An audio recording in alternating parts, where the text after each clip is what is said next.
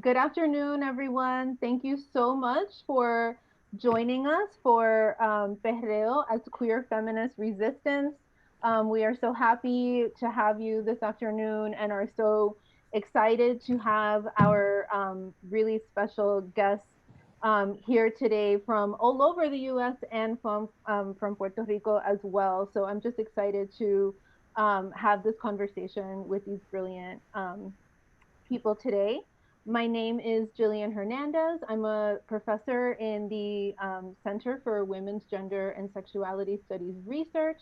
I am also affiliate faculty in the Latin American Studies Center. My work looks at visual culture and cultural production and Latinx and Black gender and sexuality studies.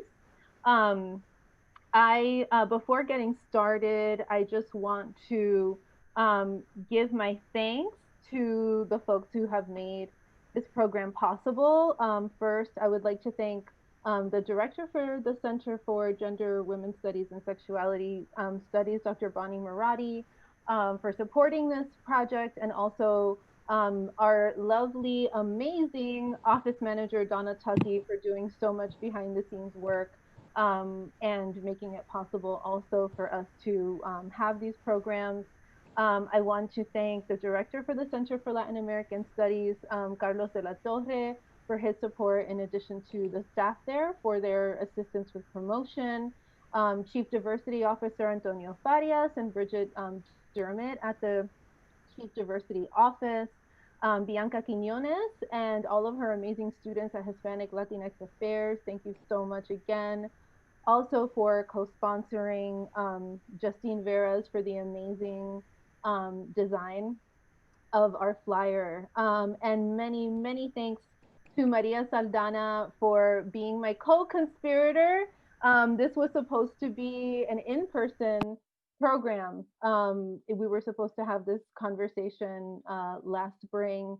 And of course, due to COVID, that was disrupted. We were also planning a perreo for for that time. But again, everything is happening virtually, and rather than resist that, we are embracing it and the ways in which it's able for us to connect regardless of that. So we really want to insist upon that connection. Very shortly, I will be introducing our very special guests. But before that, I just wanted for folks who might not be familiar is to just give a little bit of background on Perreo, and in particular, the formation that we are particularly invested in here in this conversation on thinking about Perreo, which is a diasporic dance form that has roots in Afro Boricua, Afro Puerto Rican dance forms and culture. So we want to name its roots in Blackness. We want to also name the ways in which we are all differently situated depending on where we are on indigenous land. And we also want to nod to the continuing struggles against anti-Black racism and anti-trans violence that continue to unfold. And we really want to underscore that what we are talking about today is a Black cultural formation. Um, my interest in having this conversation stems from my long-standing interest in what I call raunch aesthetics.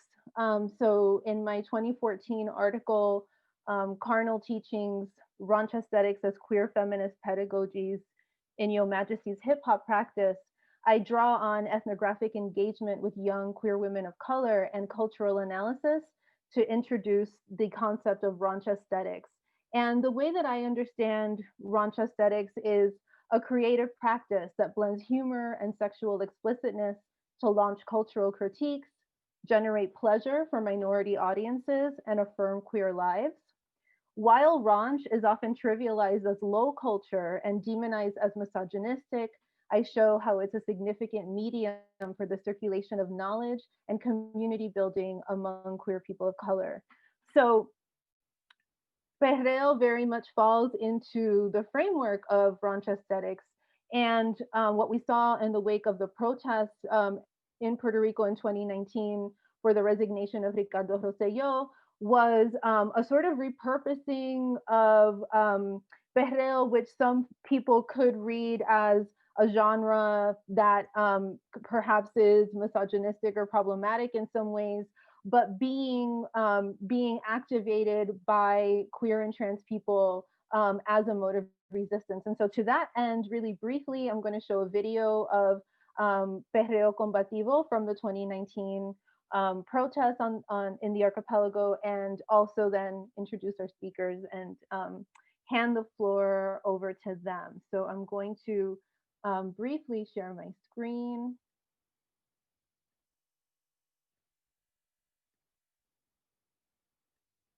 And this is some documentation from 2019. Oh, let me make sure that my sound is being shared. I'm sorry.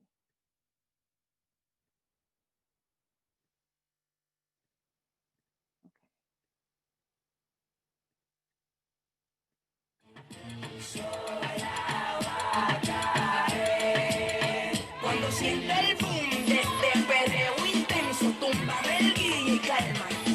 Que esta se enfada y se debe todo. Mi combo cuando siente el boom de este perreo intenso, tumba del guille y calma. Que esta se enfada y se debe todo. Mi combo como si estuviéramos en rayo. Ponte luz y dale al tus. Comparte amigas tú y yo en la piscina o en el jacuzzi. Rebotan. Como lo mueve esa muchachita. Le mete el dembow y no se quita. Yo tengo el ritmo que la debilita. Ella tiene nalga y tetita. Ya tienes 18, entonces estás en ley. Quiero acampar en tu montaña de calle y que libraste a los 16. Ok, andamos en el dembow con el fucking Charlie Way. Ey, es que tú eres una maldita desgracia. There's one other remix of footage that I found actually shortly before we started today that I also want to pull up. If I can find it. Just to also give you a sense of the vibe. Let me see.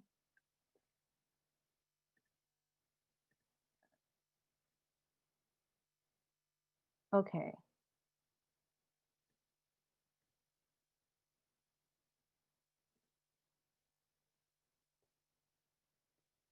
Bear with me for one moment.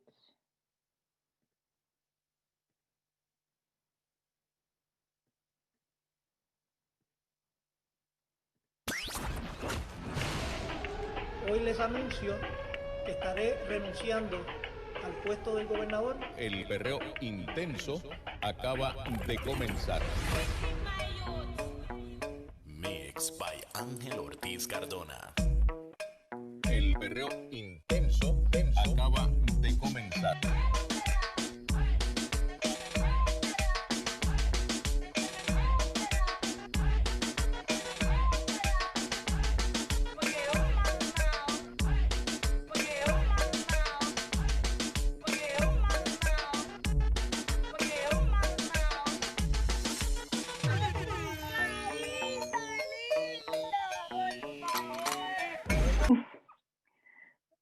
So that's just to give you all just a taste of the Perreo Combativo or Perreo Intenso as it was called. And now I am going to introduce our speakers for today. So our first presenter will be Dr. Jade Power Sotomayor, who's an assistant professor in the Department of Theater and Dance at the University of California in San Diego. A performance scholar and bomba cultural worker and dancer, she recently co-edited the special issue of Centro Journal for Puerto Rican Studies titled Puerto Rican Bomba, Syncopating Bodies, Histories, Geographies, and is currently working on a monograph called Habla, Speaking Bodies in Latinx Dance and Performance, in which she theorizes her concept of embodied code switching across distinct Latinx social dance spaces, bomba, San Jarocho, perreo, and women of color centered zumba. Foregrounding how each of these dancings marks Blackness within Latinidad, the book focuses on how dancers strategically navigate and move amongst different embodied codes of belonging and perilinguistic valences of meaning making. Habla demonstrates how these dancings are primary sites for understanding how Latinx people talk back to legacies of colonialism, enslavement, and a dominant US culture that would disappear them. Most importantly, the study concerns itself with how Latinx people use their bodies to speak to each other, illuminating how their code switching doings make manifest and pull at the fabric of that which holds them together. Publications can be found in TDR, the Oxford Handbook of Theater and Dance, Latino Studies Journal, Latin American Theater Review, and Perform. And there's a forthcoming article in Performance Matters. So welcome, Dr. Sotomayor, who was also my bomba instructor while I was at UC San Diego. I've learned so much and have so enjoyed sharing space through bomba with Dr. Sotomayor. So I am just, again, eternally pleased to share space with her. So thank you. Following Dr. Sotomayor, we will have Dania Warhol join us. And I'm going to read Dania's bio in the first person. Soy transfeminista negra queer sureñex. Existo. Vivo con la música y las historias. Soy la suma de todas mis ancestras y de las experiencias de mis contemporáneos. No es que sea mi trabajo, es que es mi idioma. So thank you, Dania, here from Puerto Rico and representing Espicynipples, which is an amazing trans-centered organization in Puerto Rico. And I am so looking forward to hearing more about their work. And following Dania is another amor of mine, DJ Sadboy, Manuel Rodrigues. Sadboy got their start DJing happy hardcore and drum and bass in their teens at underground raves throughout California and beyond under the alias of Kid Orange.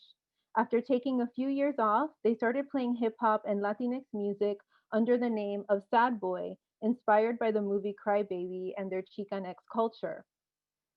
Soon after, they became resident of Club Fist in Oakland, California in 2014, which also happens to be their hometown. Shout out Oakland. I know Leslie's in the room right now.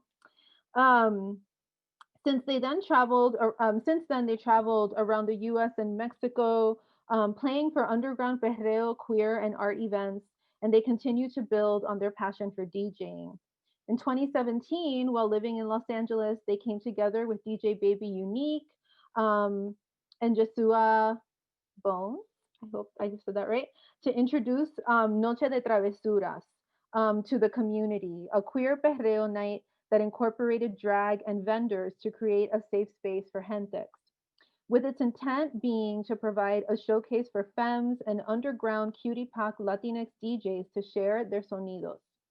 Currently residing in New York, Sad Boy blends neo perreo bangers, classic reggaeton, hip hop, and drum and bass to create a sound and vibe all their own while staying true to their rave roots where it all began. So thank you so much. We're so excited to have you. And also a reminder that Sad Boy is doing a set for us at 9:30 Eastern time tonight in the same Zoom room. So I do hope to see you all later on tonight so that we can actually practice some perreo.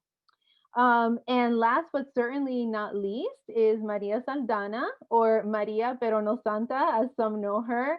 Maria is an MA student in the Center for Gender Sexualities and Women's Studies Research at the University of Florida. She's a proud charapa peruana who's passionate about exploring the many ways that folks in the margins move towards healing, activism, and liberation.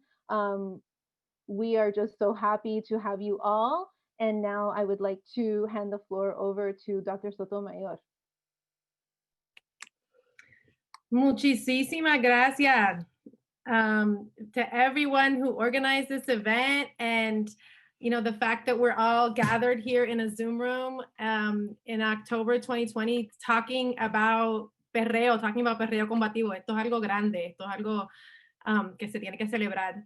So so thank you to all the organizers, and thank you for inviting me. I'm really humbled and honored to be here just to share some words and my reflections about perreo, both as a Puerto Rican who has spent most of my life in California, and the way that dance and music connects us. And also as someone that happened to be on the steps of the cathedral the night of the renuncia in 2019 por las cosas que pasan en la vida. And it was one of the greatest moments of my life to be present for that.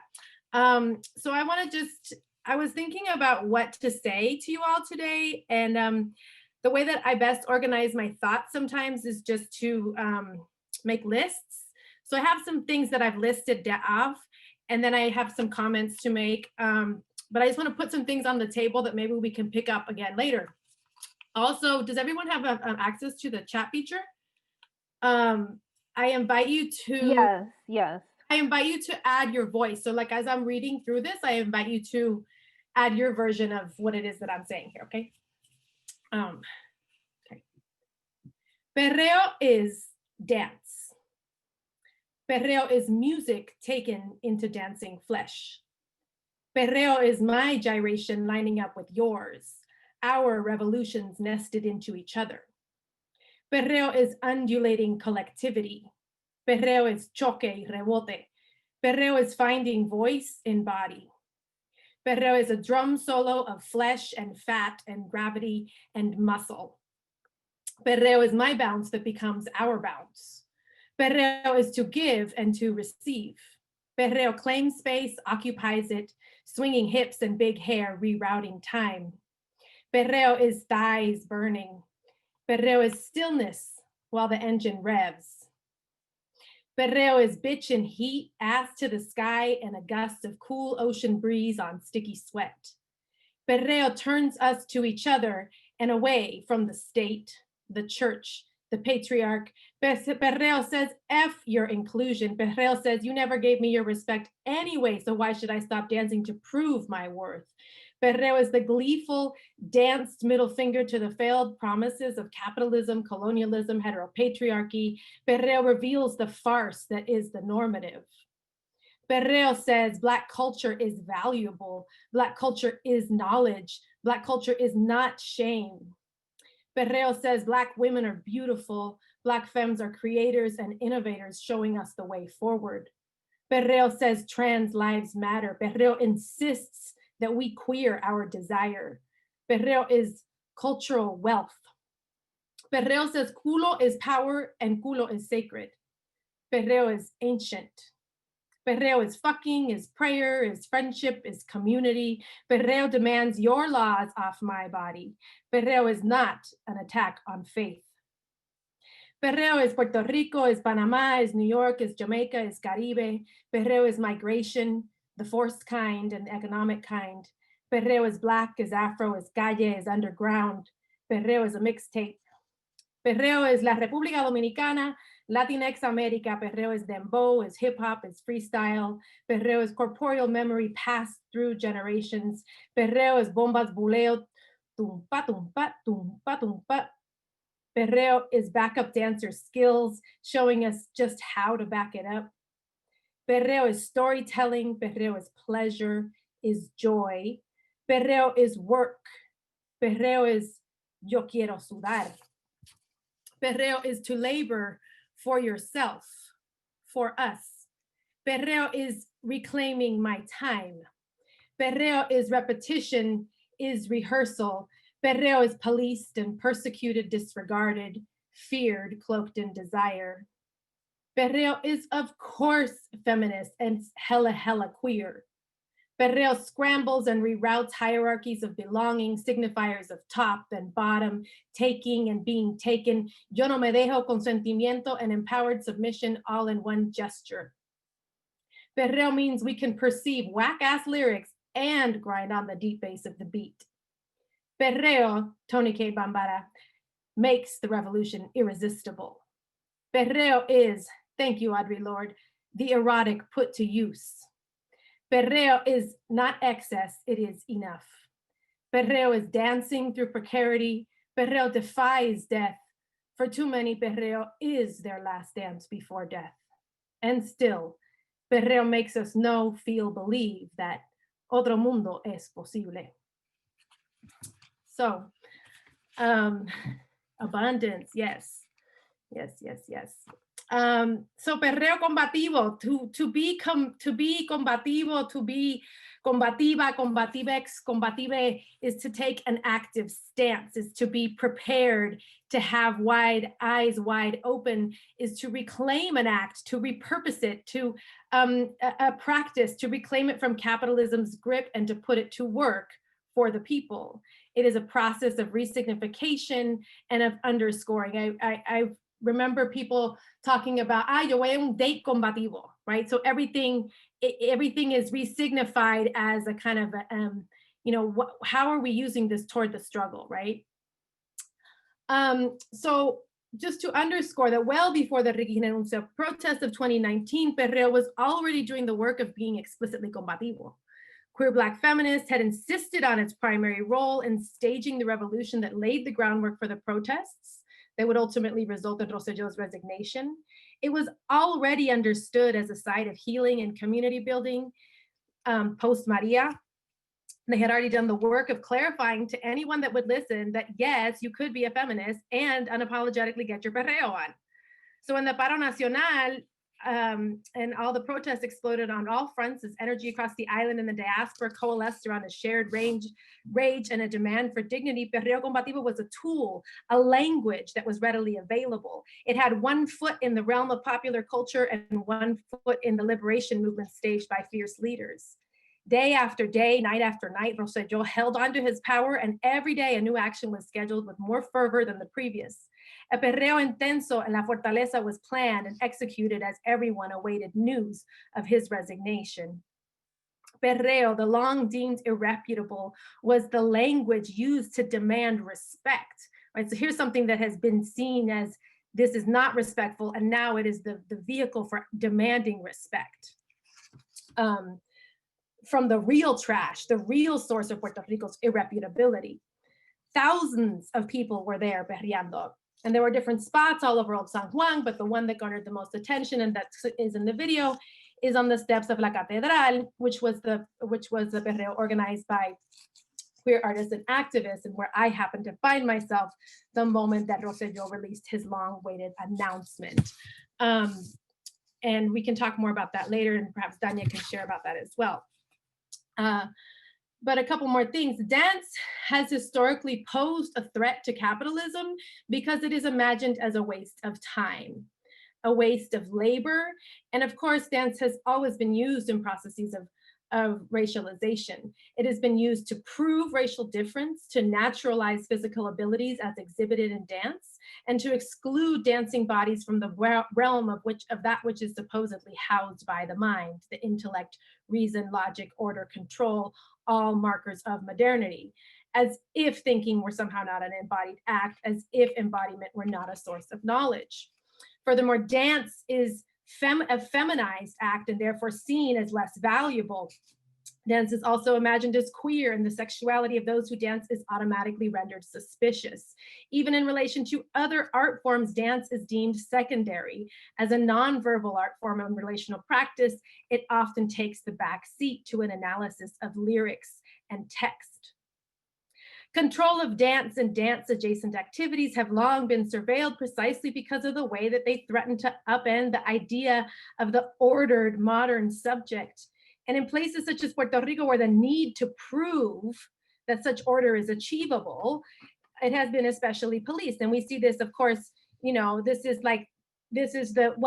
what will make Puerto Ricans, become appealing to U.S. colonial forces. This is what'll get us the statehood that some so desire, right? This is what will actually finally supposedly get us there. You just need to act right. And you see this happening you know, at the in the early 20th century, when Puerto Rico becomes a colony of the United States, all of this enforcement around in that era, these dances like bomba and then eventually plena and stuff, because it was a way to distance themselves from that, saying, no, we're not really that. So in places where the need to prove that such order is achievable, it has been especially policed. Respectability becomes the gold standard of inclusion. The power and the will to control dance somehow becomes proof of being suitable for inclusion, for humanity. And of course, this is always read in relationship to race and class and gender, since the non-white, the non-elite, the femme are imagined to be the purveyors of such disorder. Which is why you get a culture that vehemently distances itself from markers of dance, Blackness, poverty, femininity, and sexuality. And, you know, with all the love and respect to the people in our lives, you know, the many mothers out there who don't want their daughters, you know, engaging in this world, it's because it's imagined to be something that is detrimental to them, right? The mothers that want, you know, mobility for their own people. At the same time, this is what makes dance so powerful and so dangerous, because it doesn't just open all the avenues toward affective pleasure and relational empowerment. It actually gives us a map toward unraveling the very logics that uphold the most repressive aspects of modern society, right? So it's not just that perreo is a lot of pearl clutching, exacto. It's not just that, you know, perreo's fun and then it's physically empowering and all this. It actually reverses the logic, right? It actually, you know, undoes it from inside. This is what makes perreo a technology of resistance. So it's not just a you know, a pastime or kind of like a product. It is a technology, and that is mobilized. What you get with the explosion of Perreo Combativo is the collective acknowledgement that inclusion was a sham to begin with, that acting respectable had not successfully stopped gendered violence or colonial capitalism or environmental degradation or police brutality or improved the education system, that Puerto Ricans are still second-class citizens, and that Puerto Rican leaders long ago jumped ship on there being a collective us in which we are all supposedly included. And that's what that was what was so offensive about the chat, right? Is that it's like, oh wait, you're not part of us. You jumped that ship. And so there is no us to be included in, right? So it's like that you already disincluded yourself. So I guess we're just left with ourselves. Perreo also becomes combativo as a practice of claiming pleasure. Pleasure, as Adrienne Marie Brown says, is a measure of freedom. Experiencing pleasure for bodies that are not meant to experience pleasure becomes a radical political act, an act of self-determination. Not only this, but Perreo's power also emanates from dance's ability to archive ancestral memory, to implant cultural knowledges into bodies. Perreo provides an ability to access the wisdom kerneled in moving one's hips, in the health and life-giving gifts of opening and relaxing, in the mathematical dexterity of carrying multiple rhythms at the same time. Part of this ancestral wisdom is what I call a radical gyrational relation. Perreo makes it clear that the liberation we seek will never be about the self, but about the self in relation, about the communal. Sovereignty is not a practice of ownership over land and property, but a practice relation to land and to each other. In a world where liberal capitalism rules, ideas about owning ourselves can too easily slip into the logics of private property, bordered nation states, and the policing of those same boundaries. Instead, Perreo Combativo, as I see it, is about self-love and self-acceptance as tools for mobilizing the unique gifts each of us bring so that we can offer these to the collective, to the lifeblood of our interdependent struggle forward. The 2019 protests showed that decolonization is a set of practices, not a discrete event, amplifying our sense of what is possible. And this is also why the legacy and imprint of queer and Black feminist activists and artists on this movement is incredibly important, because their movements have always been demanding a liberation that is not in the name of the individual. So even as we embrace and delight in the many, many pleasures implied in Yo Perreo Sola, not least of which is Bad Bunny himself, I also ask us to think about how this sola is a clarifying articulation more than it is an aspirational one, because we keep imagining a world where solitude always is held in and by the collective. Entonces, there's a lot more to say, pero ahí lo dejo. Gracias.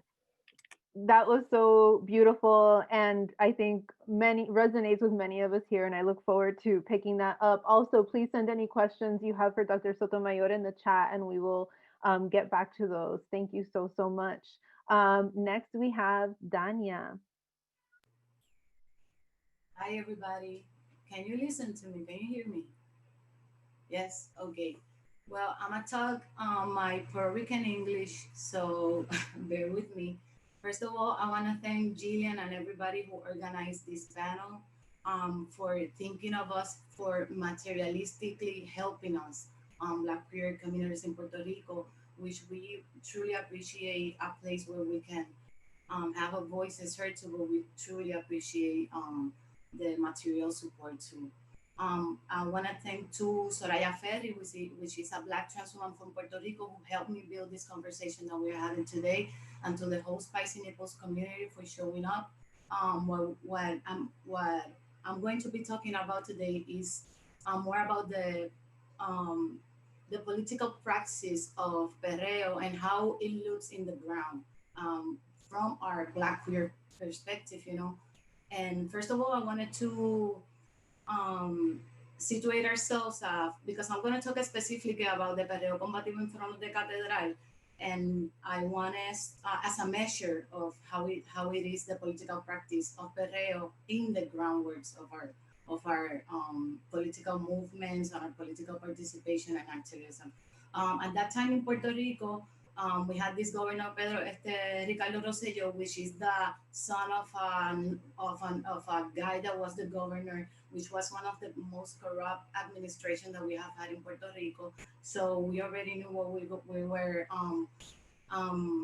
standing up against, and the political parties in Puerto Rico are historically known for the corruption when they're in government and when they are not in power too. But that was the setting that we were organizing ourselves. And among that, they were trying to to build a new civil code. Their civil code is like the highest law of the land in Puerto Rico after the Constitution.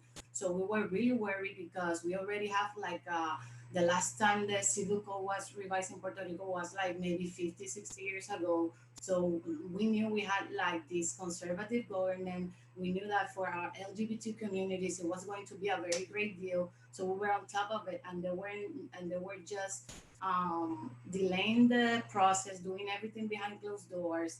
So that was creating a great hesitation on our communities as if what was going to happen to our future. We were fighting in the government too to make the conversion therapy illegal, which was still legal in Puerto Rico, and it was being done across the whole country. Conversion therapy for all LGBTQ youth in Puerto Rico, and that was something we were actively fighting to in the government. And then the Telegram chat exploded, where there were like trans violent comments and misogynistic comment about the leading white men of our government, talking about whole communities in the most disrespectful language that you can imagine in Spanish. So that was the deal. That was the state of the island in terms of LGBTQIA plus rights and our activism and the things we were like most worried about.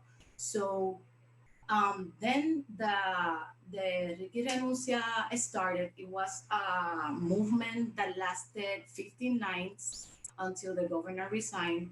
Since the first day, it was very, very, very violent. It was very confrontative among the police and the activists and the people manifesting itself, because activists is maybe a short term for the whole lot, for the whole lot of people that were there, and that first night it was crushing to our, I think, to our psyche, because most of the people that were there weren't people that were ready for that kind of violence. There were a lot of older people young people, babies, and it was really, really, really a devastating night. And I think that shift a whole psyche, and it was like from there on, we're not getting out of here. We're not um, we're not taking it anymore, because a lot of times we talk about politics in sense too of how what they mean, but we like to talk about how they portray themselves and how the dynamics reflects themselves on the ground and among our communities. So that's how everything started from that day on. At Espicynipples and a lot of other trans feminist organization organize ourselves. We got masks delivered, and we get them to LGBTQ youth in the ground. We did Seattle formula. We did a whole camp, a whole so we can teach people how to do it. So we'll be ready on the ground when we have it. Because from the first night we realized we needed a whole lot more than we had, because a whole lot of people were there, and people that didn't have anything else besides their bodies there. Um, so that's what happened after that first night. We're already doing all this kind of grand organization, because most of us, some of us have been in La Huelga Universitaria, for example, a student strike, or have been in the Lucha de Vieques when they took out the Marine out of Vieques in Puerto Rico, and a whole lot of different struggles. But some of our LGBTQ youth have never been in this kind of struggle, so these were new situations for them. Um, so it was a little bit of a bittersweet experience, in a sense of how you imagine yourself fighting for your country and what you're receiving back. So that kind of sense of antagonization from our government, which was mostly political and maybe philosophical for most of the youth, it became like free of skin tight. You couldn't breathe. You lost your purse. You lost your cell phone. You don't know where your friends are at. So it was a whole different reality. And from now on, we organize through Signal chats, so we can have secure messaging and all kind of stuff. So we can check up on ourselves, where we at. We have checkpoints where we will gather ourselves and all kind of stuff. So because that kind of thing led to that, because when we were on the ground, nobody was looking for us. Nobody was reaching out for us. And when we were having these conversations, when we were building this presentation for today, one of the things that happened was that some of us were like, yeah, well, we weren't there because we were fighting for the liberation of the island. We were there because we wanted to protect our peers. We were there because we wanted to make sure that the younger ones are right, are okay. That if my roommate's going, well, then I'm going with they them, because we want them to be safe. So our part of the mobilization our communities came from the need to make sure that we as a community are safe.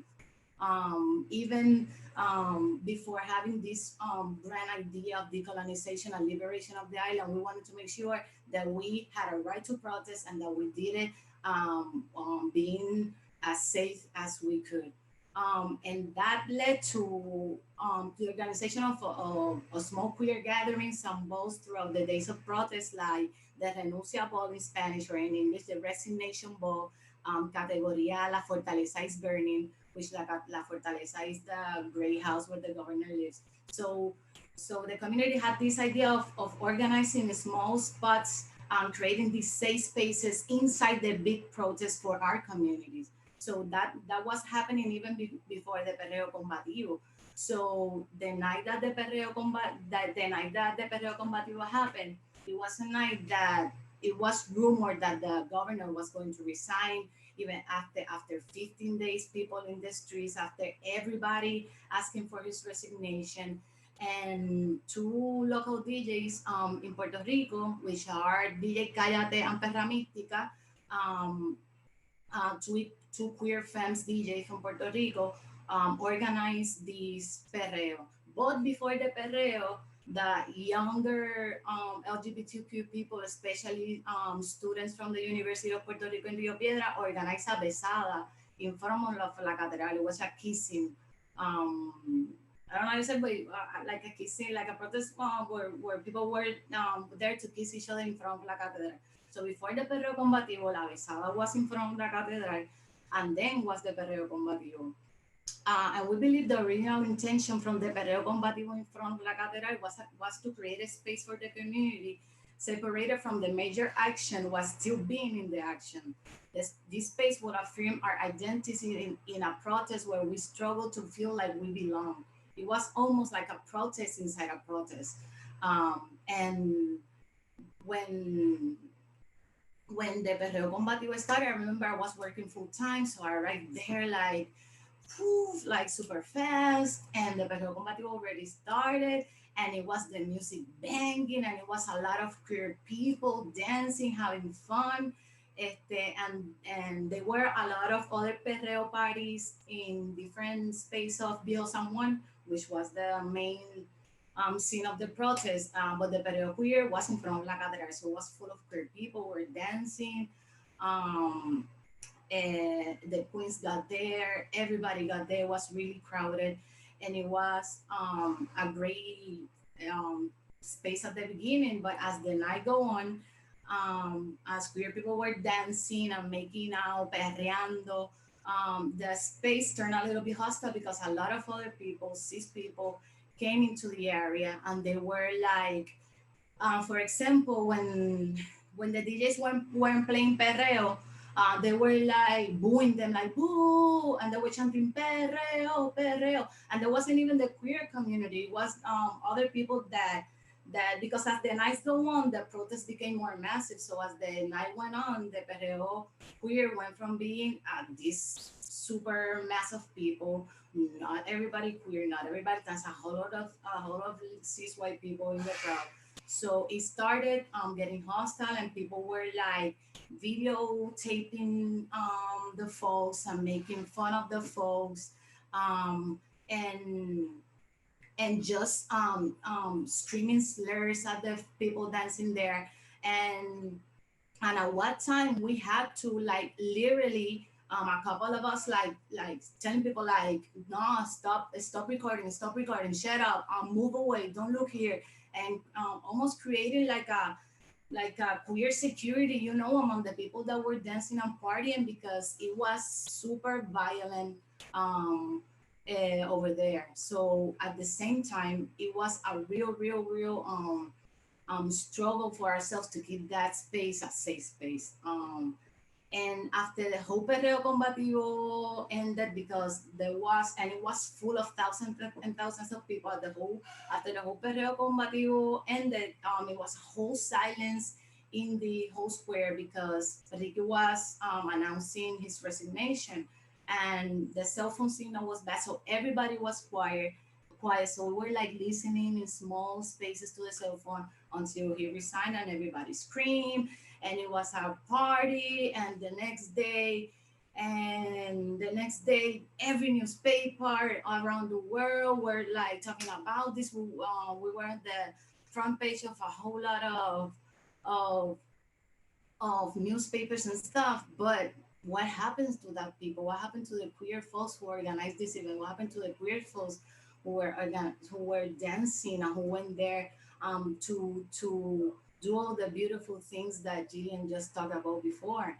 Well, that's the other part I wanted to talk about. It was the visibility. Visibility never benefits Black queer folks, especially in Puerto Rico. We don't have no control of the media, no control of the narrative. We don't have no spaces where we can have our own, I don't know, talk show or newspapers.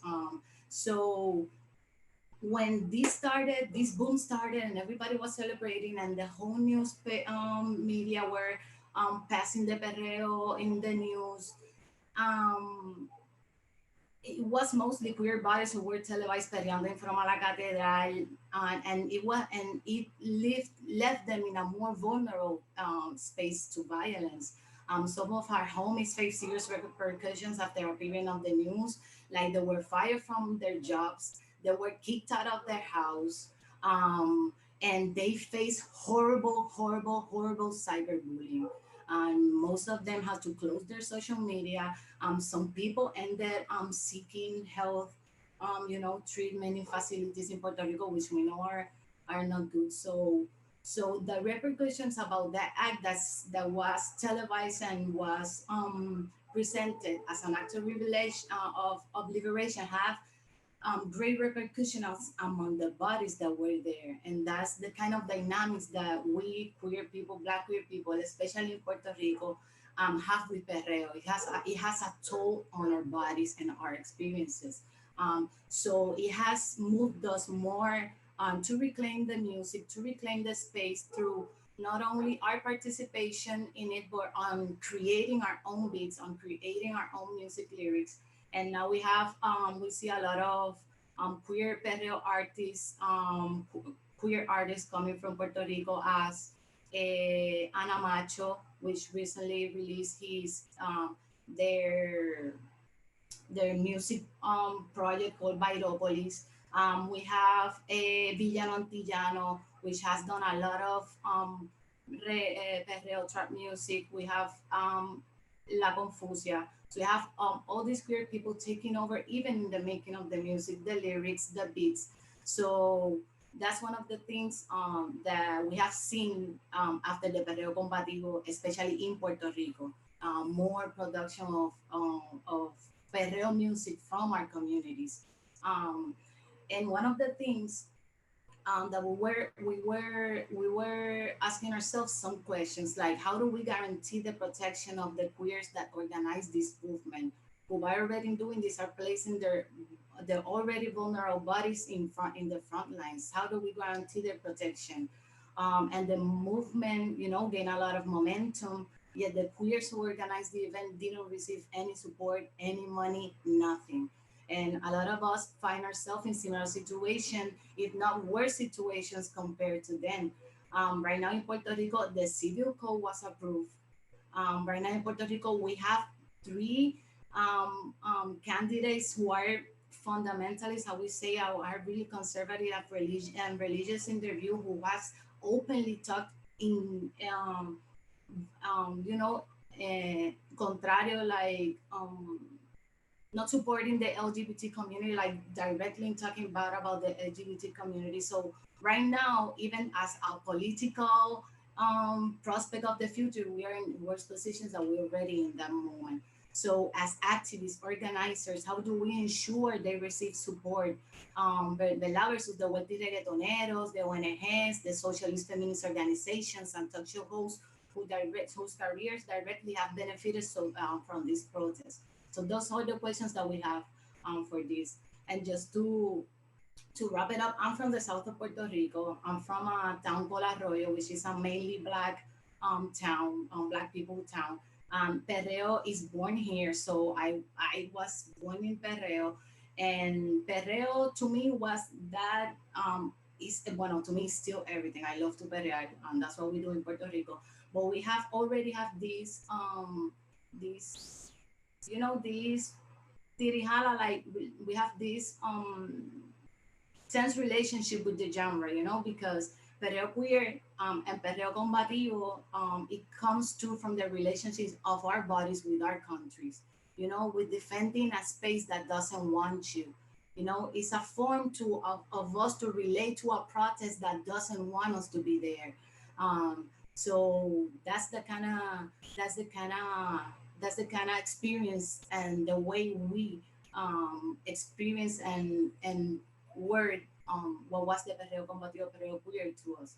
And in a sense, when we were reading the description of the talk today, one sentence that all of us were a little bit apprehensive were a sentence that says all bodies could come together. To us, it was very scary because um, it wasn't like that, in a sense of it wasn't safe for us. It wasn't, and in a sense of the space, it was very scary at times too. So we were wanting to talk about that in a sense, Perreo is a protest inside a protest. So um so what we wanted to say is that what we're trying to talk sometimes is not about if something is or not transfeminist, but about transfeminist practices, about being intentional. So I think that the perreo combativo can be queer if it's intentional, if it's defended, if it's safeguarded, if it's leaded by queer trans black people, especially in the island. So um, these talks represents the conversations we have with many folks in Puerto Rico, especially in San Juan, in Mayagüez, and in the south. So we want to honor their voices and want to thank them for having the time to talk with us, to the DJs that created the the space too. So we want to honor and acknowledge them. I want to thank you all for your time, and yes, so ready for the conversation. So thank you very much. Thank you, Dania. That is such important context, and it's a critique that is so appreciated and welcome as well, because I think on the one hand we do want to raise and acknowledge like what Perreo Combativo has as far as like the potential, but for many of us, especially those of us who were not there and we're not risking our bodies and our lives, it's a very different dynamic, right? So I look forward to a conversation that you really invite us to have about how do we protect the folks who do put their bodies on the line to make this practice that we celebrate so much possible, right? Because we can celebrate it, but we also don't all equally share the burden of what that means and what that visibility entails. So thank you so much. Um, Next, we have, and please, if you have any questions for Dania, send them in the chat, and we are keeping tabs on there so that we can have more conversation. So next, we have DJ Sadboy, who I will introduce by showing a brief film that Sadboy appears in that really engages the particular scene in Los Angeles that we briefly talked about in their bio. So I will share my screen to show that, and then we will and then Sadboy will speak after. So bear with me one moment while I share my.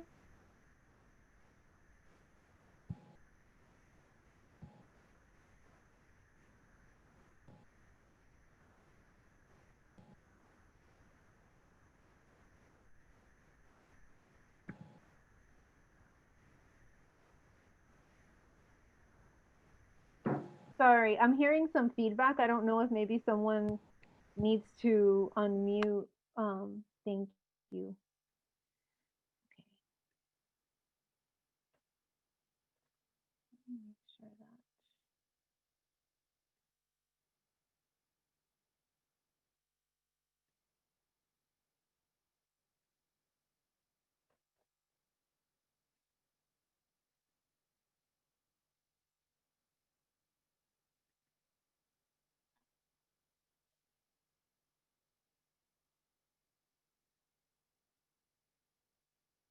Bear with me for one moment. Okay.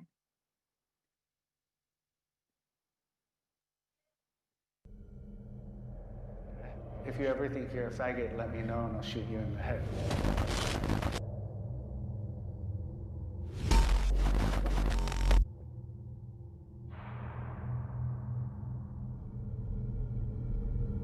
A norteño is a gang member that claims red that's from the north side of California. A sureño is a south sider, wears blue, and they are generally from SoCal.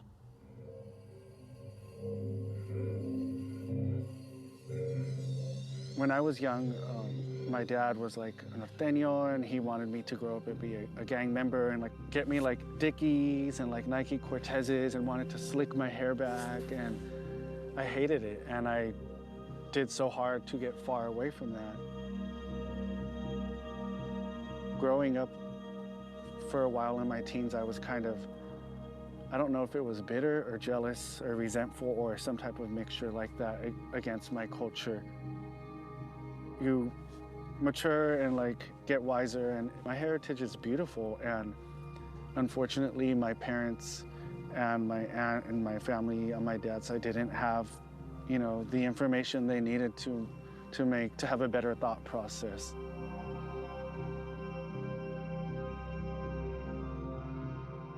So many Latinx folks can relate to where, you know, you come out to your parents or they have an idea and, you know, they disown you or they want nothing to do with you. My aunt cornered me in her garage and was like, if you ever think you're a faggot, let me know and I'll shoot you in the head.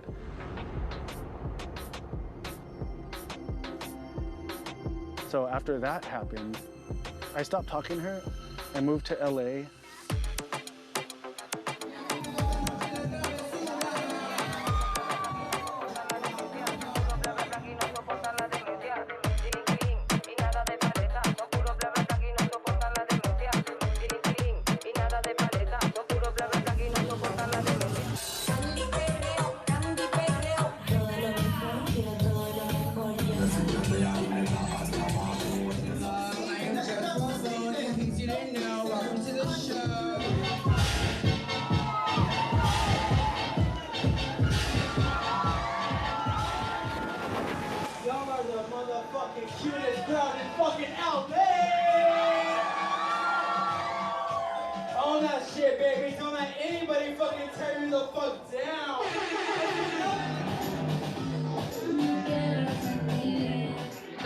Where kind of all the misfits can come together. People of all identities, ethnicities, everything can come and just be one with each other and feel like you're part of something.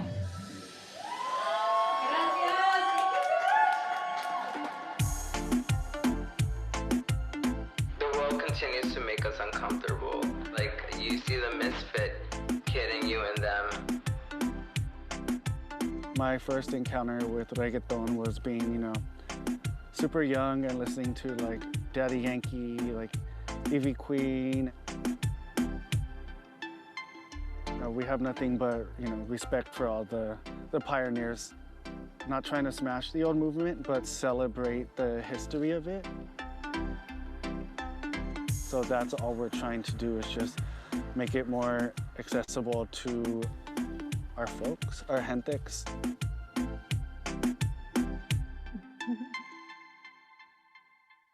I don't know, there's a lot of really weird, very LA things about LA. Dios bendiga el reggaeton. On that note of Dios bendiga reggaeton, I will turn it over to Sad Boy. Thank you so much for being with us. Hola everybody, so me llamo DJ Sad Boy, Manuel Rodrigues también, multimedia artist. I would say right now my focus is definitely forefront DJing. Heavy with the DJ stuff as of late. I used to, feels weird to say I used to, but I have not been active with my photography in so long, unfortunately, but I just don't think I have the, between the day job and creating arte, música también, I just don't think I have the energy to do todo, but also music is like my first love. I'll touch more on that later, but yeah, I'm really grateful to be here. Gracias, Jillian, por la invitación. Everybody who's currently here, who took the time out from their day, the energy to be here. You know, I feel like right now, just existing and navigating life can be very draining. To be queer can be very draining. So it means a lot to me to be invited and for everybody to come together and take the time to do this. Yeah, so gracias. I have to look at my notes a little bit. And yeah, so it's insane to what Dr. Sotomayor was saying. It's really insane to be here talking about Perreo and being queer. You know, when you think about the origins of Perreo, and even when I was young, I can definitely say that I was not crazy about Perreo when I was first introduced to it, because of it being, of course, I was like, this is problematic. This is super like machistic. And as somebody who was grew up with a father who was mentally abusive, physically abusive, alcoholic, schizophrenic, I mostly was raised by my tia. You know, I would last a few months with my dad, and then he would just act local, and my tias would see the way he treated me, and they'd just be like, "Yo, Javier, like you can't treat your son like that. Like he's gonna come live with us." So naturally, like it was hard for me to connect with reggaeton at first because it seemed very problematic. Once the kind of new wave of a lot of the new chicas kind of started coming down, La Masa, La Nina, Favi, Mi Amiga, so I see it felt to me more safe to embrace reggaeton.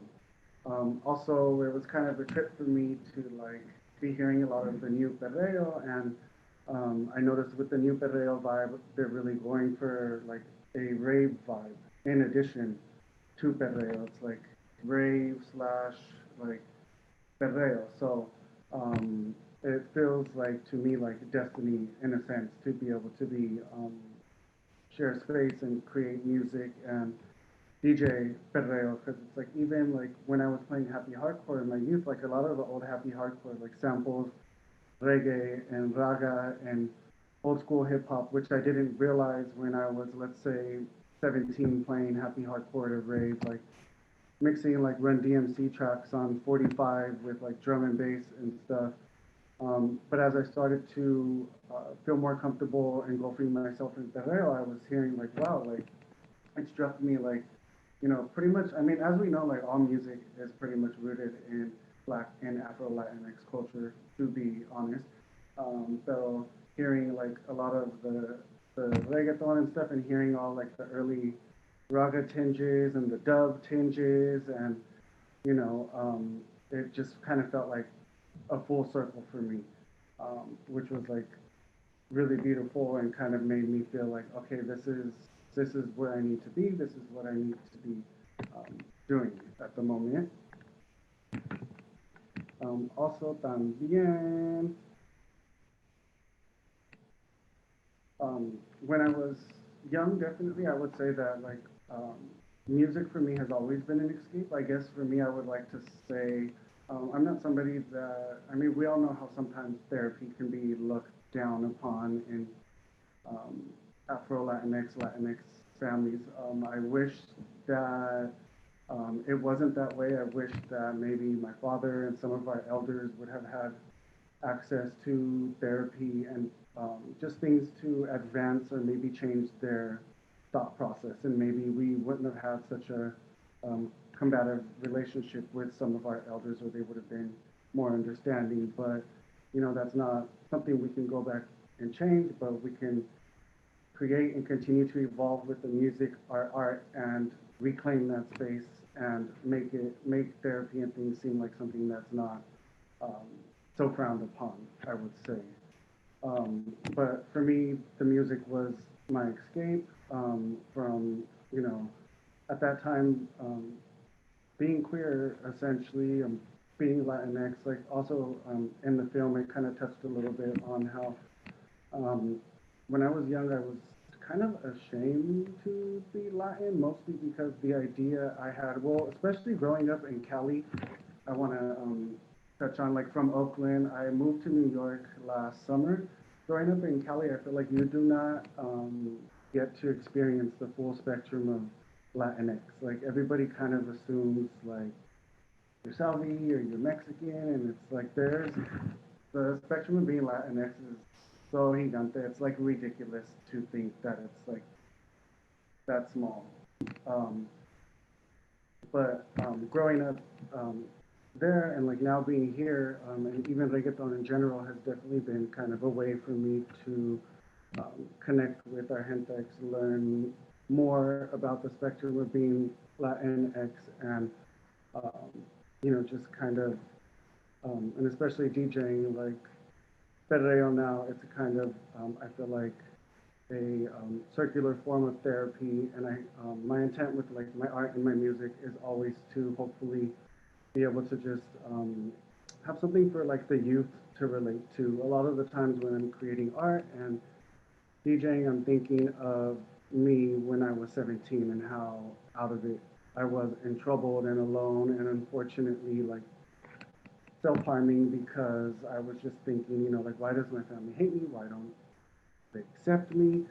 And I think with Perreo, that's a similar thing in the sense that even since its introduction to PR, like it was always like shunned upon, like hypersexual, like you shouldn't be here, like like a classist thing. So um, yeah, it feels. Hold on, I gotta reference my notes.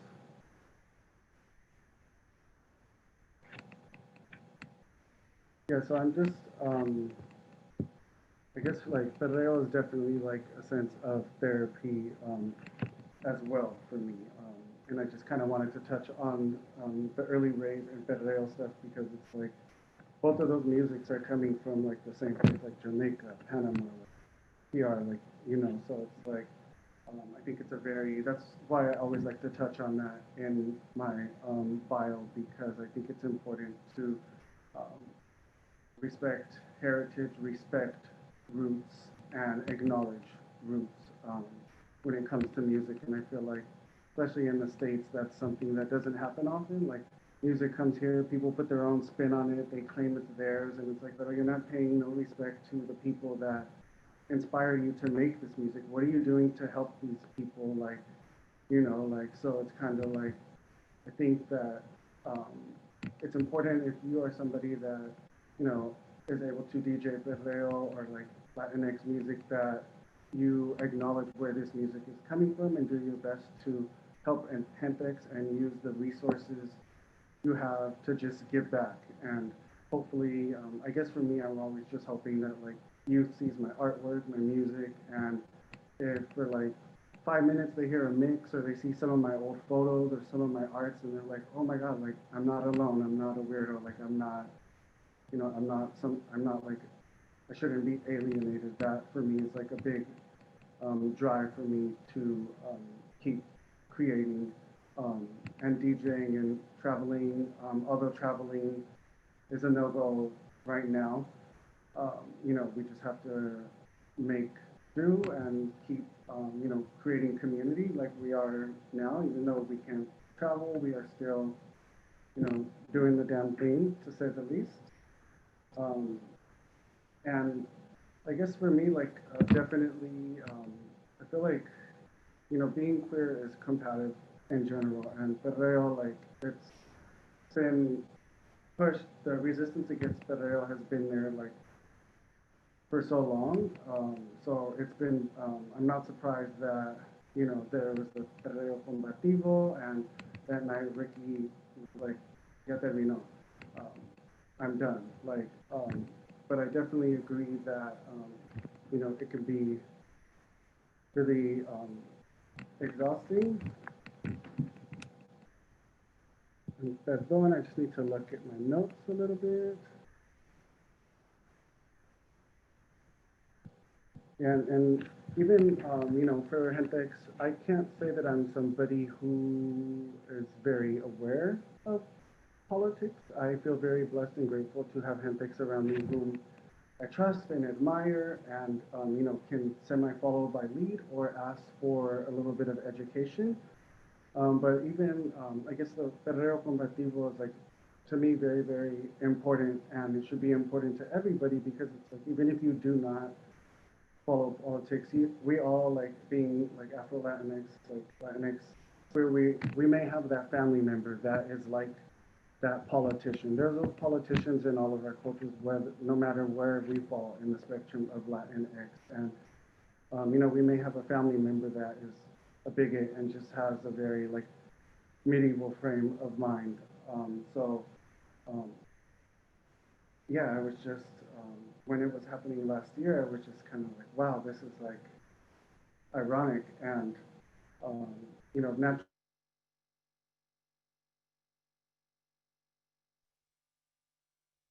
Oh no, I'm hoping that the I mean, connection. all the states are going through. But yeah, uh-oh, can you still hear me? Yes, yes, we lost you for a minute, but we have you back.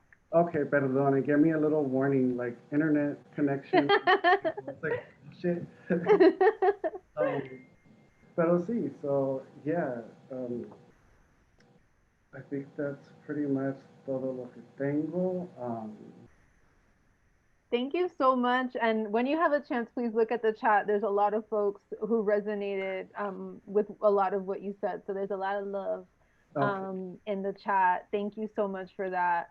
And again, if you have questions, you can hold on to them or share them in the chat as well. And thank you again for the vulnerability and love that is being shared in the chat for sure. And next we have Maria Saldana. What's up, Maria? Come through.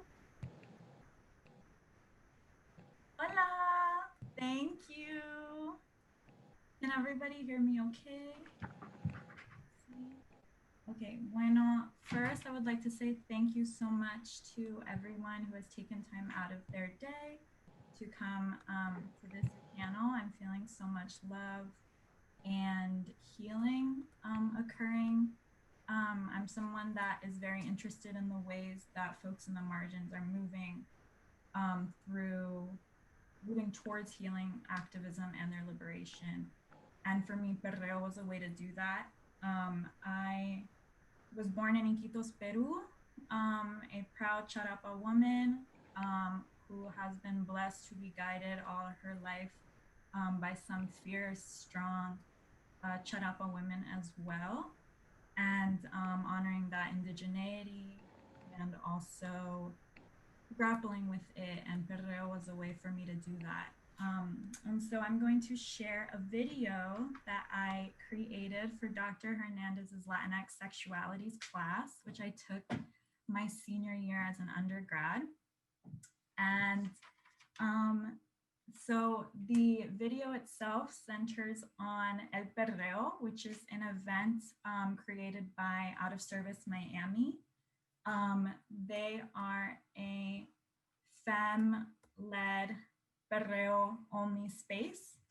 And so I captured just videos in that space around last year. So it's about to be a full year that I've actually been physically in that space at Out of Service. And I centered the video on queer space making.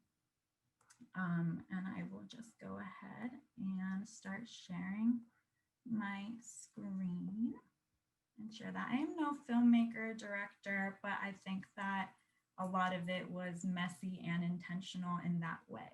So.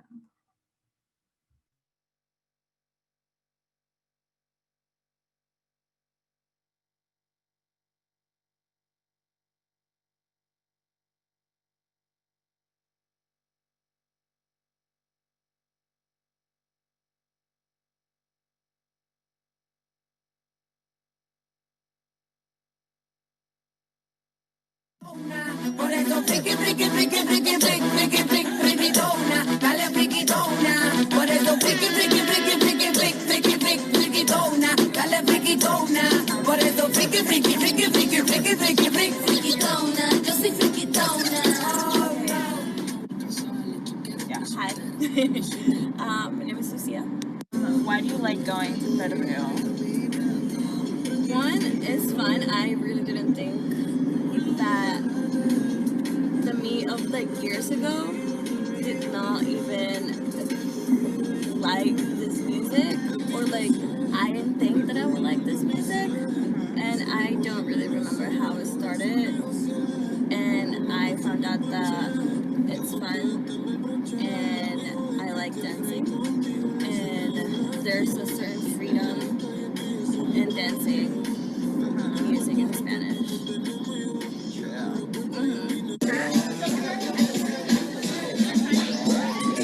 La pone friki, se pega como friki, como yo le pone el wiki wiki. La vida nunca te moriste, la vida.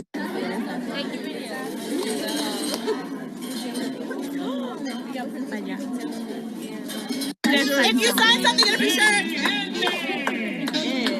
señores y señores, latinos del mundo.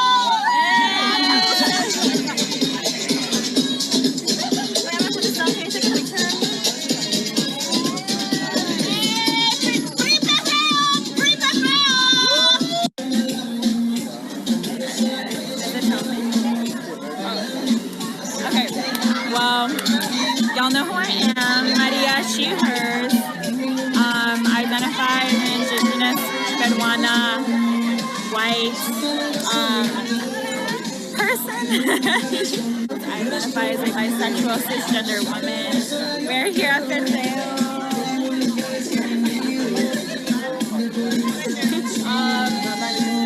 I'm just really excited.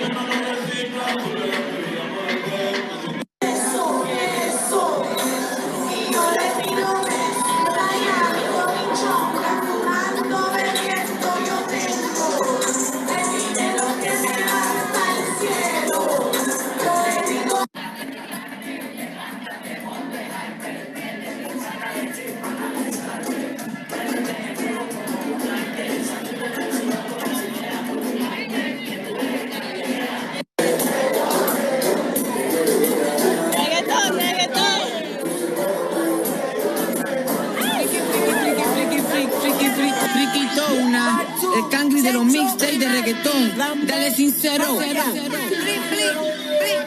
Para eso friquitona. Dale friquitona. Por eso friquitona. Dale friquitona. Por eso friquitona. Dale friquitona. Por eso friquitona. Bueno, that was my video. Well, first I want to say thank you to Dr. Hernandez, because when I approached her to do this final project, she was just like, yes, of course, absolutely. Like, and so I want to name the fact that I never believed that academia was a place that was going to welcome something like that, or someone like me. I migrated to Miami with my mama in the early 2000s, and I just remember what a transition that was and how quickly Perreo found me. I just remember hearing it blasting all the time when you're driving on the Palmero and your like windows are down, it's hot, and then also what it meant to grow up and instantly be coded as a puta. So in my video, there's a place where I say, you know, I got distracted by cuties, me, a scholar activist puta. And I just remember getting all of those labels. So I got scholar activist, I got puta, and I was like, I don't know what to do with them. I don't know what it means to be a scholar activist. I don't know what it means to be a puta. I don't know what all these things mean. And then very quickly, I started to be like, they're all me. And I get to decide what that means. I grapple with my identities every single day in every space that I'm in, the ways that I'm also leveraging my privilege and where I am located. And then For me, perreo has been a way to heal. When that video was created, or actually when I went to Perreo, I had lost a friend of mine to breast cancer a few days before. And a few weeks before that, another friend of mine to illness. And all of my friends were in their 20s. And suddenly, it was just not sustainable for me to grieve and just be crying. And it just didn't feel good to me. And that weekend, I had texted my friends who were in that video, and I said, I'm gonna drive to Miami. I'm just gonna go because I need to see you all. And of course, what we did naturally was go to a perreo. And there in that moment, I felt so much love in that space. Perreo for me has always allowed me to grapple what it means to have full control of my body. So even the name Maria Pero No Santa came because at one of the El Perreo events, I was doing my thing, in the front of the stage, and I felt someone trying to pass by me. And in other spaces, I'm usually very guarded when that happens. I feel like someone's gonna come up and grab me, someone's gonna do something. But this person was just trying to get past me. I turn around and I'm still doing my thing, and they then did it to me. And they were like blessed, and they kept moving on their way.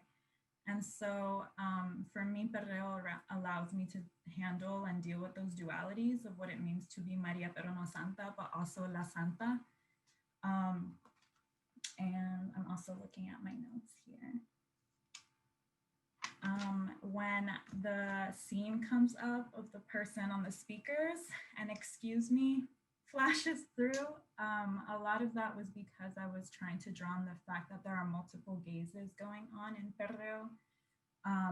And that person just mounted those speakers. And what happened was that everyone who was in the front was holding the speakers up. No one touched them. Everyone was applauding. And it was a way for me to signal that demand of attention and that demand of the gaze, but in full control and autonomy. And then what it means for me, that Perreo, I have not entered that space in a year. I think it has me bien triste because I don't know when I'm gonna be able to be sweaty and be grinding on my closest friends, and when I'm going to be able to engage like that. So El Perreo out of service is always really intentional with who they co-work with. And so Planned Parenthood came out to that event. They do a lot of work with the Dream Defenders in Miami, and a lot of radical organizing spaces that work towards abolition.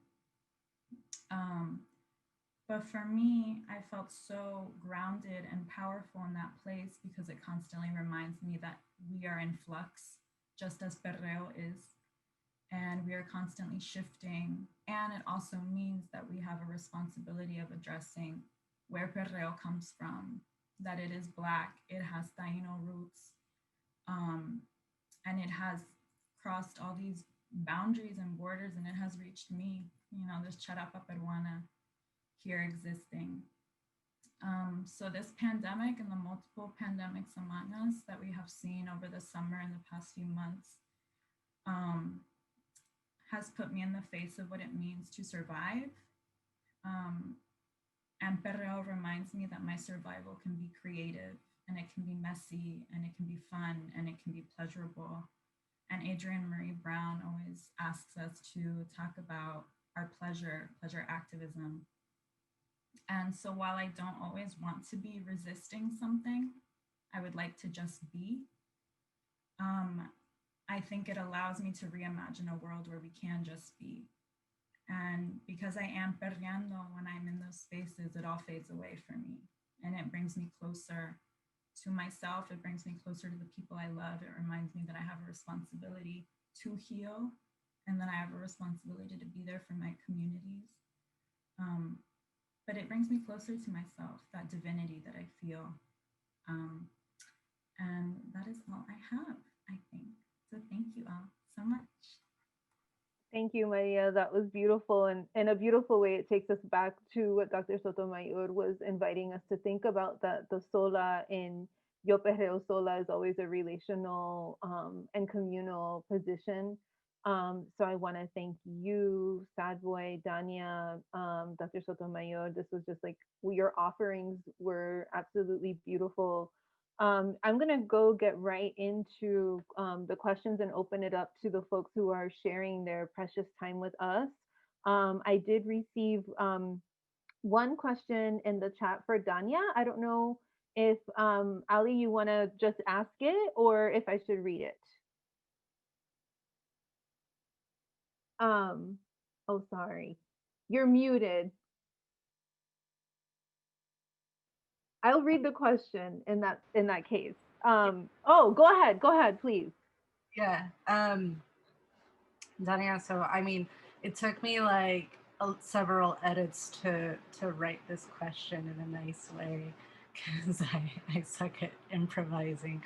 But I was just asking that after your unfortunate experience in Perreo Combativo, where you saw people get harassed and this like sacred space suddenly become unsafe, whether there were thoughts or pointers that you've come up with for like a future event, how to make that space safer when you coordinate it, and how you would like advise others to keep things in mind that um, that they do when they organize similar spaces, just so that they don't unintentionally put people at risk. Thank you for your question and for being here today. Hope you're everything fine and everybody that you love and your loved ones are doing okay. Um, wow. You said a fortunate event, and I would say a common event.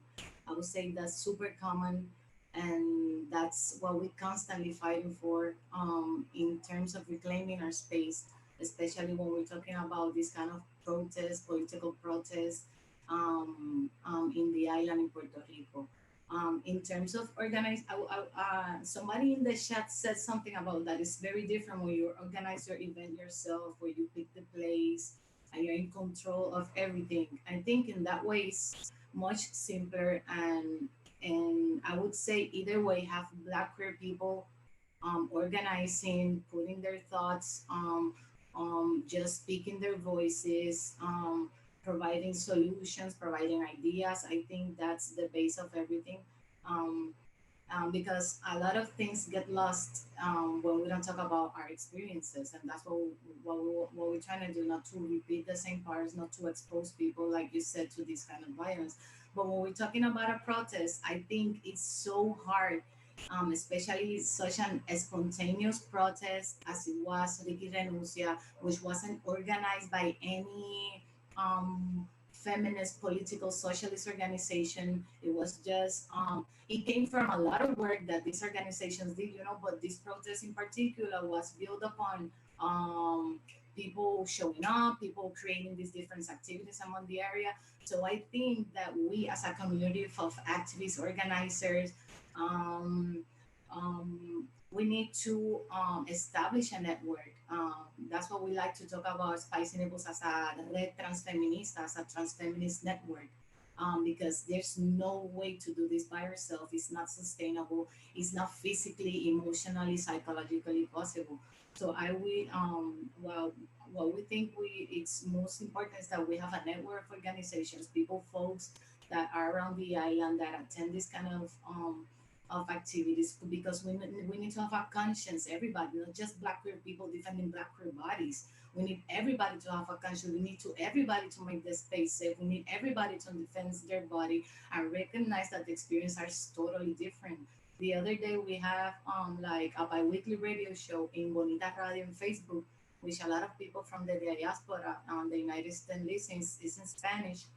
We have this LGBT 1 hour show, and we were interviewing a drag king from Puerto Rico called Dingo Compe, and their partner. And one of the things they were talking about is that they wouldn't even dare to go to the protest that was called upon just weeks ago, because they are afraid, they're scared. And they're people that everybody knows, they're people that are, let's say, famous in our communities, that they wouldn't even dare to go to a silent pacific protest. So I think we need to make an effort as a community to have these difficult conversations, to put our experiences up front, and to make decisions based upon that.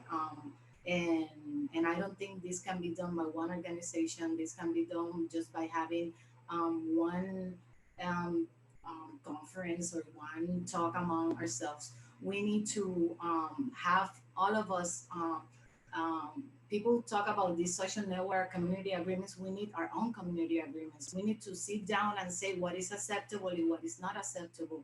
Not just having the black queer police just watching if you are not doing anything. Because we need everybody to have this to take this responsibility to among ourselves. We have a term that we use in Spicy. We call it body defensa instead of auto defensa. Instead of auto defense, we call it like Cody. Cody means a lot of people like Cody defense. How we defend ourselves so the violence doesn't always fall upon the same bodies over and over and over again.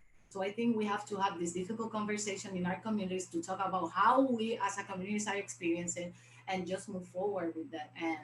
And it needs to be a collective conversation, I would say.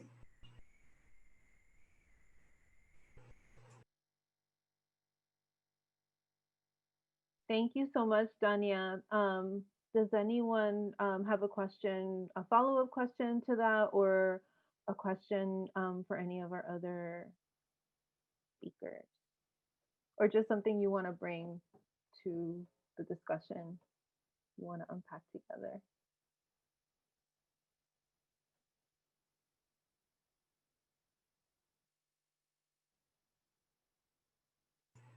I have a question for Southboy. Can I? Of course, absolutely. I was fascinated by the documentary and just listening to you, and I wanted to, if you can talk us a little bit more in detail, what about Perreo you love the most? About those artists I saw in in the small video that you talk about Ivy Queen and Daddy Yankee. So I wanted to know like how was that whole experience for you? Because me as an Afro queer person from the south of Puerto Rico, I totally relate to your experience dealing with first of all with shame and violence. So if you want to talk a little bit more about that, it would be awesome. I would love to hear a little bit.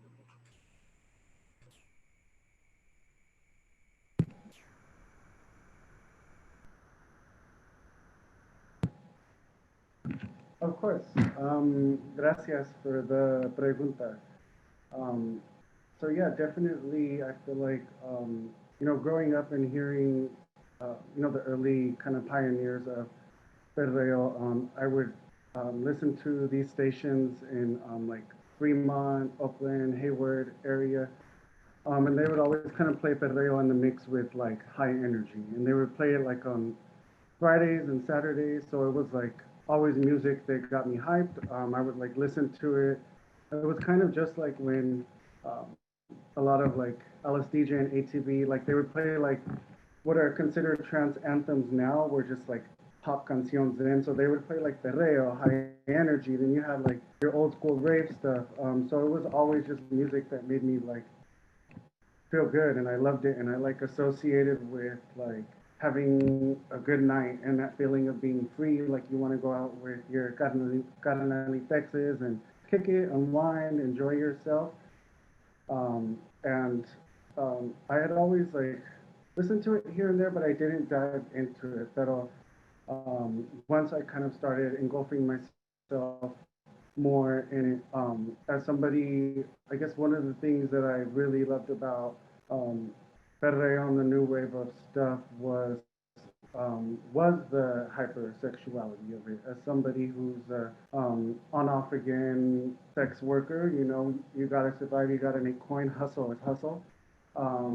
It was a way for me to embrace my sexuality via music and also keep some of my traditions alive within my set, porque perreo y rave draw from reggae, reggaeton, raga, dub. So it felt very true to myself still, and it was nice to be able to embrace like musica that I could just feel sexy and like, and especially the new stuff. It's like they give no fucks about gender, and we shouldn't. Like gender is a spectrum. It's always been a spectrum. You know, even our ancestors knew that, but colonialism and stuff decided to place everything in brackets. So that has been a big part of my relationship with Perreo, and especially getting to travel to, you know, Mexico, Chicago. Just last year, I was in Berlin playing Culoca también. Perreo for me has also been a way to create familias, to meet gentex, to learn more about the spectrum of being Latinx and create family and community. And you know, like when I even like going to Berlin, like I was so shook when it happened porque they just hit me up and they're like, "We follow your music, like we would love to have you out here." And I was just like, me? Pero that brings me back to saying that, you know, like Perreo for me is a way to embrace my sexuality, my roots, and also create family, familia. So that is why like my heart, mind, body, soul, todo is like in Perreo. And now, you know, it's such a trip to see it like pretty much be going mainstream now, because it's like, isn't this what everybody rebuked and didn't like, and weren't we low class and too sexual? So especially now more than ever, it's important for me to, you know, fly my Perreo flag high and be like, that's right, we're still here, we've always been here, you tried to purge us, pero it didn't work. And that's I would say like my primary ties to Perreo. That was beautiful. Thank you so much. And Eddie in the chat, I love that we create and nurture familia on the dance floor as joteria. And I think for me, what's so like when I learned about Sad Boy, I was just so excited because like as someone who grew up and whose understandings of Latinidad came from an East Coast context. So my mom was born in Ponce, moved to Chicago as a young girl, but really lived most of her life in the Bronx. And I lived in New Jersey till I was 12. Like my sort of idea of Latinidad and like Latinx diaspora was like very East Coast based. And then coming to California, interacting with people like my boo Jessica Garcia Hernandez, who's here, a brilliant scholar of Latinx popular culture, and like learning about Chicanx. Even though now I'm understanding that I'm Chicanx too, but I'm getting there. I'm Chicanx too, but look at Leslie. Okay, I'm Chicanx too, but that sort of like, you know, cholo aesthetic that you bring, the cholo aesthetic with the rave, with the perreo, the hip hop, and the neo perreo, which is like coming from a South American context, right? So people like Tomasa, right? Tomasa del Real, who's coming from Chile, right? So like really, really, we're in this moment, and maybe this is something that Jade can jump on, like where the ideas and like the movements of perreo are like so international and really sort of like pushing at the boundaries of like what we understand as Latinidad. Yeah, thank you for setting that up, Jill, because that was actually what I wanted to, I was going to jump in right now and just thank you all for this conversation. And it was said today here, what is it? October 23rd, that Jillian Hernandez says she's Chicanx. You know, as a Cali Rican, you know, I got you. But I just, you know, I'm so grateful for this conversation, for all the contributions to it, because I think it really lays out very clearly all the different stakes that are present in this conversation. And both from, I mean, I have to say, as someone who's been listening since since a friend came back with a mixtape in the 90s and, participating through my own ways. And then all of a sudden it becomes, you start hearing, in California, you start hearing Mexicans listening to, Chicanx is listening to Tego Calderon, right? And it's referring to very specific locations and words, slang that means something entirely different, right? And so it is a, and then when I was preparing for this presentation, I saw that there's a Perreo Combativo at UC Davis organized for students there. And I was like, wow, UC Davis is having Perreo Combativo. And this has to do with what Dania was saying about what happens when the news story, right? What happens, there are two different circulations here. There's the circulation of the news story that then it becomes, and that happened to me the day after, because I was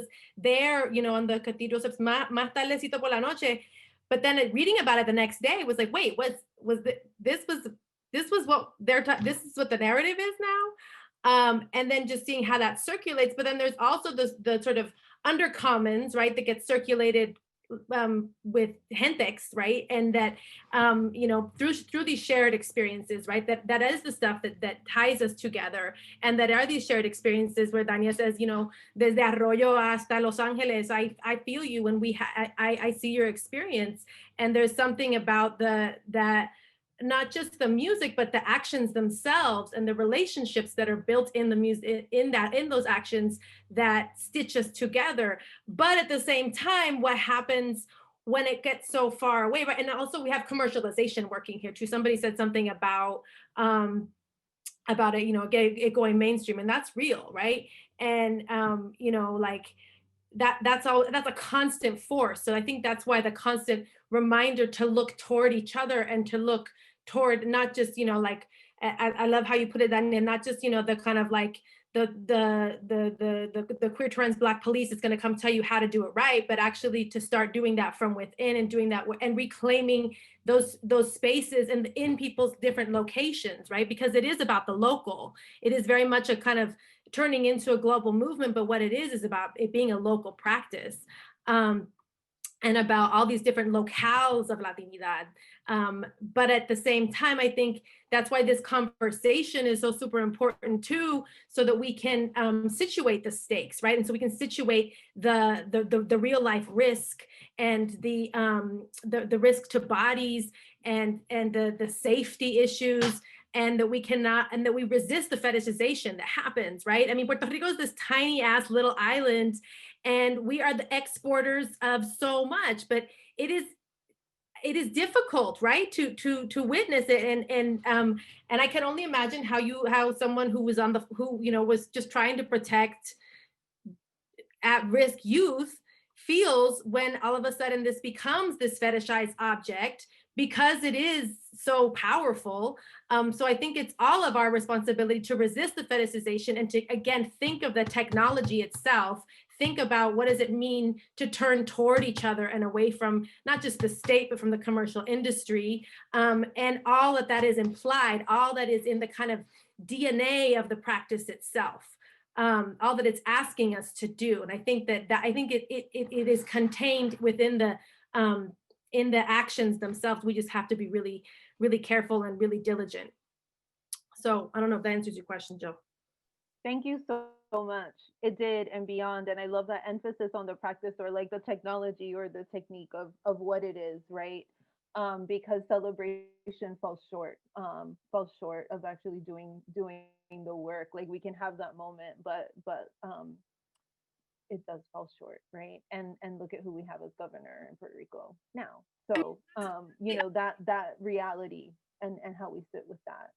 And Dania knows it's a shit show since then. O sea, ¿qué mejoró? Lo que cambia is what one feels inside of oneself, and that it is good to have had that experience in one's body, to know that this can happen and this you can feel this, but also the urge to kind of turn it into this narrative of this got us there is a really strong, right? And we have to be very careful with it too, which is what I part of the conversation today. Thank you. Other offerings questions. Leslie has a question. Is there an academic fetishization with perreo too? Girl, there's an academic fetishization of everything. Come on now. Oh, from ni siquiera lo Are you seeing it like beyond this one, you know, because I'm kind of participating in it, right? Beyond this space, like, I don't know, Leslie, I don't want to put you on the spot, but if you want to talk a little bit more about maybe like places where maybe you've seen this. Yeah, it's just a question. I mean, yeah, academic folks fetishize everything, but specifically, I'm like, you don't even go out to dance. Like, you don't even, when have you ever perreado? Like, be real. I think it's from that point, like, not here. I'm like, I know people have gone out and do dance this, and people, we can analyze it and reflect on it, but it's like, I've never seen you go out anywhere. Leslie. Forever telling the truth. That's my question. And Leslie would know if you went out. Leslie would know if you went out. And we had another question. Thank you so much, Leslie. Getting petty in the chat. We have a question from JD. How does perreo help you desire? Maria, might that be a place you want to pick up on? Yes. Well, for me, I think perreo, how does it help me desire? That is a loaded question in so many ways for me, because I think that often what happens in capitalism and white supremacy is that our desires are then meant to be right. Why would we even desire when our purpose is to be productive, when we're supposed to produce constantly? And I think as a queer person, the beauty of this relationship with queerness and perreo is that queerness in and of itself and perreo, I think for me, what it has been is just like, it's a big FU to this capitalistic white supremacist way of being and existing, because it allows me to engage in dance. I get to be sweaty. I get to have control in the agency of who I'm dancing with. Like Evie Queen says, you know, like, yo soy la que mando.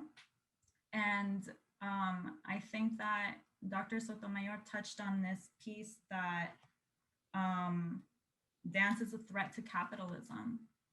And for me, perreo has helped me, I guess, make my desires tangible and not shy away from it. And the more I think of what it means to survive right now in this pandemic and what it has meant for me to see my hometown of Iquitos just crumble under this pandemic, all of these indigenous communities that have absolutely nothing coming from the state, have nothing coming from the places that hold the most economic and political power in Peru, and the way it has touched my family. So it has allowed me to come face to face with that grief, but also to transform that grief into something greater.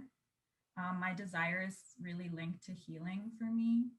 When I see my people thrive, when I see my communities thrive, I thrive. And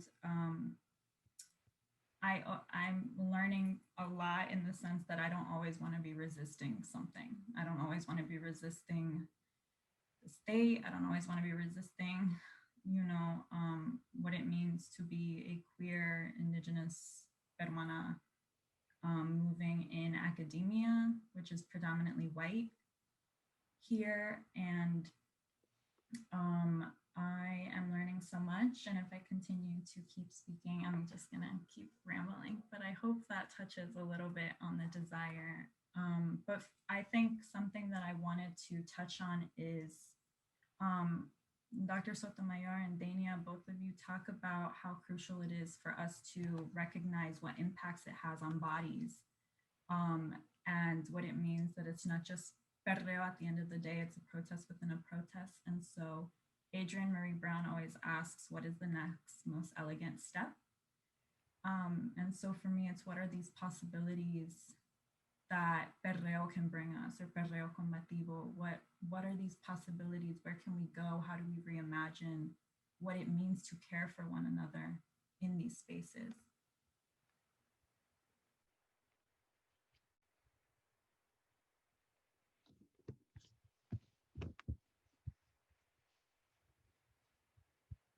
Thank you, Maria. I'm really sitting with that meditation and really the questions of grief that many of us are dealing with in so many different ways in this moment, and the ways in which Sad Boy really invited us to think about the process of healing in a very direct way, in terms of this question of perreo and how, as colonized subjects, we continue to innovate in how we repurpose like the very material that we are exploited for, like the excess material and labor, and the ways in which our embodied energy, like Dr. Sotomayor is talking about, like it's supposed to be channeled in one direction, and perreo is like this alternate site to then place that energy and work through so many feelings. And I think, like, even though in light of so many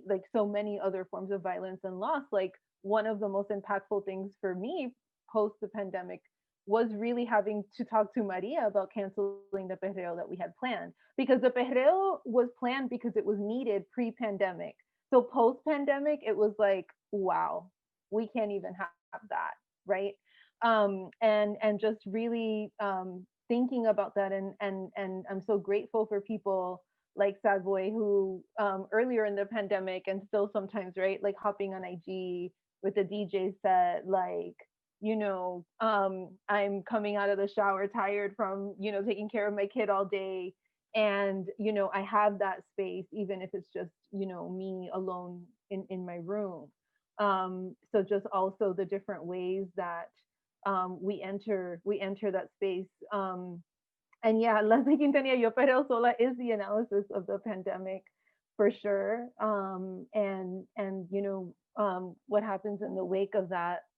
I want to thank everyone again so much for their time. We know that all of you are zoomed out and it's a Friday afternoon.